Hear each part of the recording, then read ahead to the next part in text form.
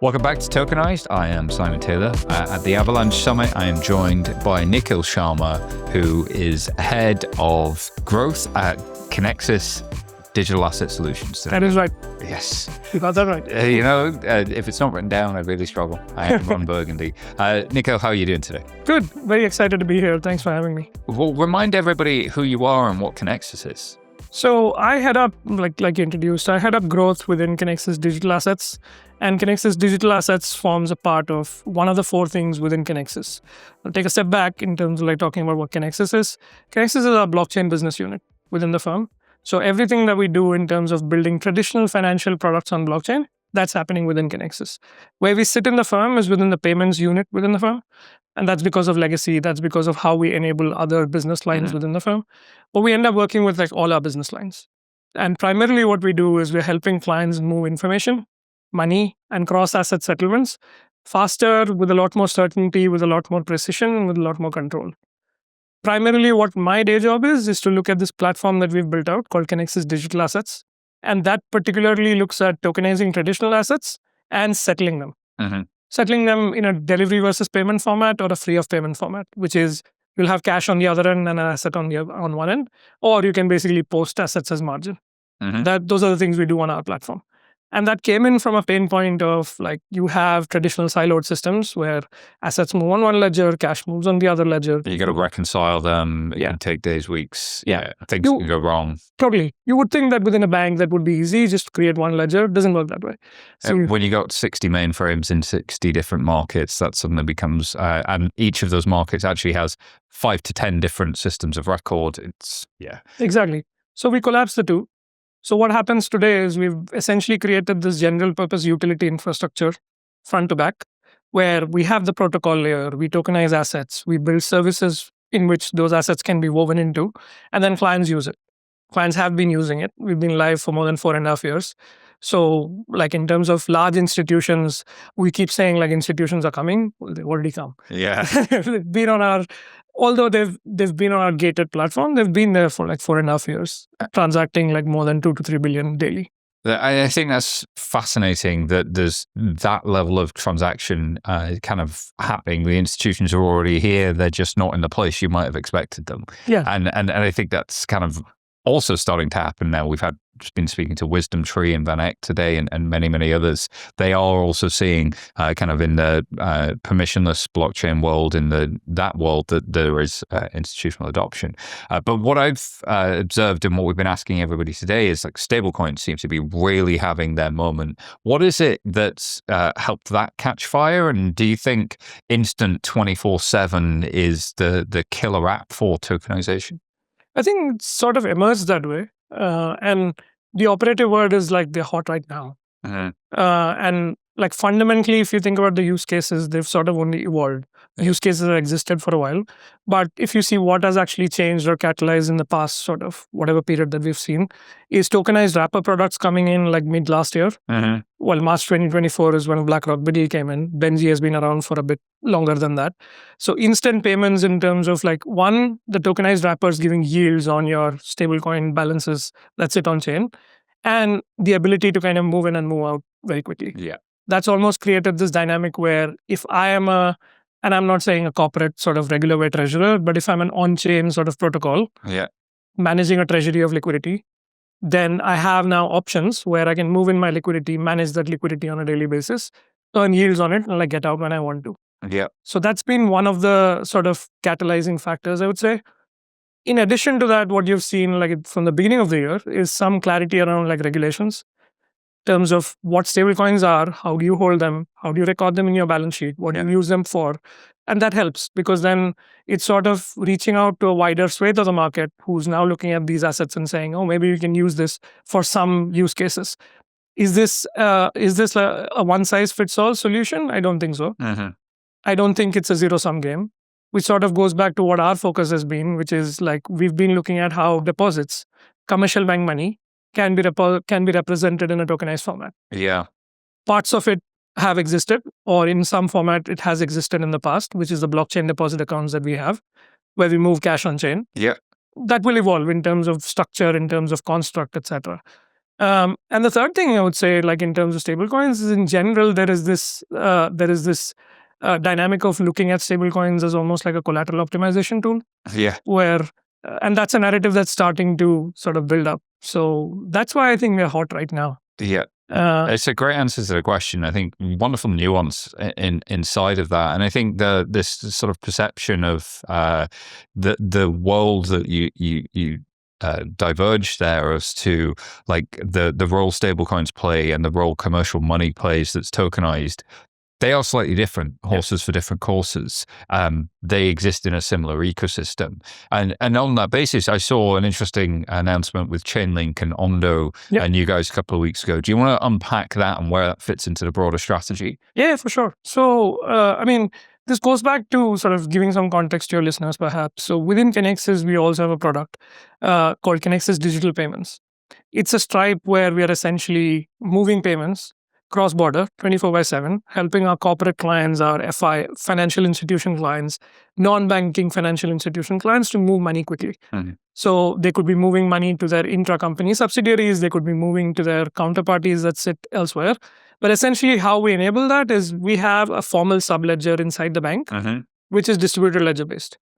And you would think that it's a bank. I mean, how difficult is it to kind of put in but then going back to our conversation earlier, like these are different jurisdictions, different sort of legal wrappers through which they sit. So the ledgers are different. So the benefit of actually putting it in a distributed ledger construct is that you can create these near instant payment, this dynamic, which sort of helps as a product inside our. So that's what essentially Kinexys Digital Payments is. We started with a single bank ledger. Then we moved on to a multi-bank ledger where we invested in a company called Partior in Singapore, where we started working with multiple banks to do multi-currency settlements. Now, when you start to look at where this evolution takes us to, it's almost to a universal ledger kind of a construct where payments can move and they can technically settle in assets that could be moving on different ledgers. And that's essentially what the experiment with Ondo and Chainlink was, where if we are enabling payments on our ledger, is there a way by which we can connect to this translation layer and connect to where assets are settling? So assets could be on a different ledger and like payments happen on this ledger and then there's a translation mechanism connecting it. Is this new for us in terms of a concept? No. Because like to go back to what I was telling you earlier, like we are conscious that everything that we've been building so far, although those numbers look big, we have processed close to like a $2 trillion number through our platforms till date. But that said, that's still within our backyard. So we are looking to sort of connect to ledgers outside of our backyard to see. You have a very large backyard as one of the world's largest banks. So it's not, they're big numbers, but there's only so much fun you can have on your own blockchain. Totally. And we're fortunate to have that. I mean, we have the strength of the franchise to kind of tap into different pockets and create these pools of liquidity on our own. But our clients are actually looking at a broader sort of experience beyond that. Yeah. That's what we want to cater to. So in terms of the interoperability story, in terms of how we connect our ledgers to ledgers outside of our ecosystem, that's been a sort of a continuing story for us. And the first sort of checkpoint on that story for us was like 2 years ago when we connected our ledger with Avalanche and Provenance and basically tested out tokenization of funds and like plugging them into model portfolios. Again, I'm throwing a lot in here. No, I'm with you. Yeah, but essentially it's how do you use alternative investment funds in like a model portfolio and do like automated rebalancing. So it doesn't happen today. No. But then you could potentially do that. And so unless you've ever done rebalancing, you don't know the pain and the steps and the manual work involved. There's somebody somewhere that's dealing with spreadsheets and copying and pasting and kind of just like this nightmare set of scenarios that is just a lot of work. And whenever you have that manual work, you have the risk of error. And whenever you have the risk of error, things go wrong and it becomes costly and it becomes slower. So automating that means is really, really powerful, but you need to really test and ensure that the link between those two blockchains is secure, it's consistent, that the workflow works. And as a very large regulated financial institution, you want to be really sure before you move there. So what are your next sort of 3-6 months look like? What are you focused on? What are your priorities? So my priority day to day has been growing the platform, network activity on the platform, which look like additional apps that are coming onto the platform. So today we have 3 live applications. One where we enable our clients to do repos, Mhm. which is you can provide an asset and like you can borrow against it. So if you think about repos, the way they happen in the traditional markets is going back to the framing of assets move on separate ledgers, cash moves on another ledger. So to be able to kind of compress this within a day is just difficult. Yeah. What we've been able to do is compress it down to 30 minutes, where you as a borrower can bring in a traditional asset and borrow to as low as 30 minutes, and you can pay on a minute by minute basis Wow. while you're borrowing it. That's like a paradigm shift for treasurer, if you will, Yeah. where they're looking to kind of optimize their liquidity to down to the minute. Yeah. Where like I can imagine the other type of CTO, chief treasury officers of some of the world's largest corporates, especially multinationals with 190 countries. That's meaningful. it is totally meaningful. It gives them precision and control Mhm. over their liquidity optimization techniques that they use today. Mhm. And it's sort of, I wouldn't say it's a replacement to what happens today, but it's almost like a just in case I need this cash, Mhm. I have this mechanism. Oh, okay. That's So- interesting positioning. Yeah. So because like in many cases, you would sort of do a repo overnight or term, which we do support on our blockchain sort of platform. But then where it starts to get you like clear benefits is in the intraday repos. Mhm. That's what we started with. That's been sort of our long-standing product, which we have grown through. But then I'm sort of deviating here. So what we have live on the platform is one of the products is repo.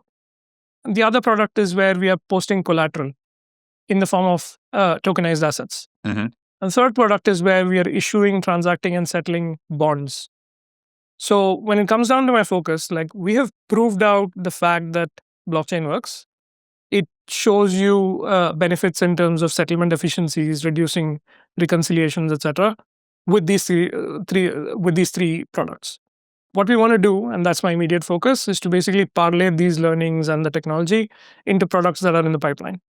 So one that we are working on right now, and one that you will hear about in the next coming months, is something that we're doing in the tokenization of alternative investment funds. Yes. So clear pain points. Private credit and private equity, that whole space is just, Yeah. very, very fragmented, very, very manual, very paper-based, very intensive. Yeah.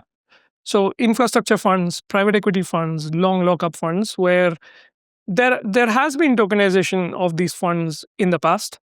But I think one key difference that we're looking to sort of solve for is solving for that capital call drawdown mechanism.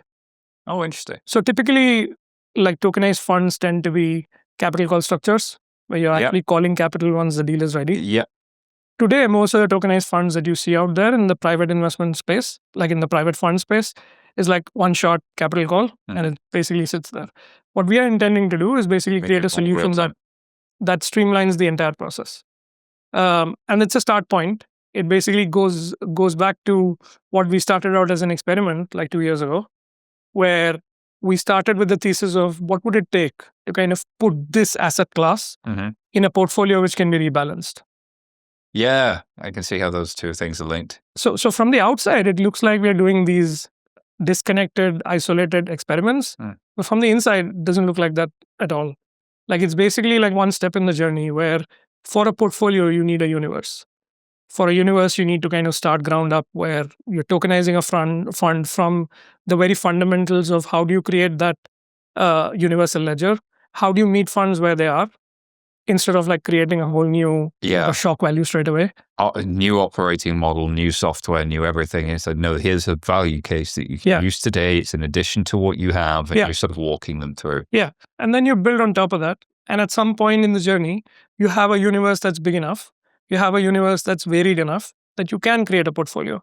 At which time you sort of revisit what you had built as like a technology Yeah. successful experiment already and like plug it back in. Phenomenal. Well, Nikhil, thank you so much for explaining all of this. If people want to learn more about everything you're doing at Kinexys, where do they go? You can go to our website, which is like quite obviously the case. But then you can find me on LinkedIn as well. Happy to answer any questions that you might have. Look at collaboration opportunities. We're definitely looking at this space quite keenly. Like public blockchain tends to be sort of thrown at us saying you've not done anything on it. And I keep reminding people that we did something back in 2022 in the public blockchain space as a live transaction. So if you are talking about public blockchain, don't think of us as a bank that doesn't look at it. Definitely speak to us. Come have the conversation. Come have the conversation. All right. You Open. heard it here, guys. Thank you so much, Nikhil. Thank you.